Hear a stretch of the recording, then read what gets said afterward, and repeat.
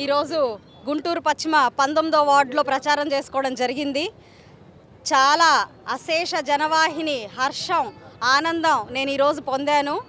విజయం నాదే అని చాలా ధీమం వ్యక్తం చేస్తున్నాను.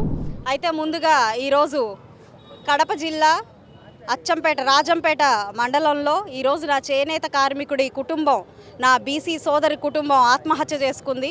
దీన్ని నేను తీవ్రంగా ఖండిస్తున్నాను, అత్యంత సంతాపం ప్రకటిస్తున్నాను. ఇది కేవలం జగన్మోహన్ రెడ్డి గారి అరాచక ప్రభుత్వానికి, అసమర్థతకి, నిరంకుశత్వానికి దీన్ని నిదర్శనంగా మనం భావించాలి. వారి పేరు మీద ఉన్న పొలాలు వారికి లేకుండా చేశారు. వేరే వాళ్ళ పేర్ల మీద ఆ పొలాలను రిజిస్ట్రేషన్ చేశారు. వాళ్ళకి అవసరమై అమ్ముకోవాల్సి వస్తే ఈరోజు వారి పేరు మీద వారి సొంత పొలాలు లేకుండా పోయాయి.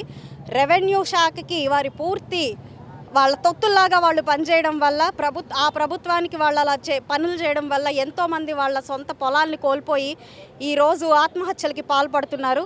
ఇది అరాచక ప్రభుత్వం కాదా అని నేను ప్రజలందరినీ ప్రశ్నిస్తున్నాను. ఖచ్చితంగా దీన్ని మీరు ఖండించాల్సిన విషయం. దీని గురించి ఒకసారి ఆలోచించండి. బీసీ సోదరులందరూ ఎంత అన్యాయానికి గురవుతున్నారో ఒకసారి ప్రతి ఒక్కళ్ళు ఆలోచించుకోవాల్సిన విషయం. ఈ ప్రభుత్వం మనకొస్తే మన సొంత విషయాలు, మన సొంత ఆస్తులు కూడా మనకి మిగిల్చేలా లేరు. కాబట్టి దయచేసి అందరూ ఆలోచించి సరైన నిర్ణయం తీసుకొని మన కూటమిని గెలిపించుకొని మనము అభివృద్ధి పదంలోకి వెళ్ళాలని కోరుకుంటున్నాను.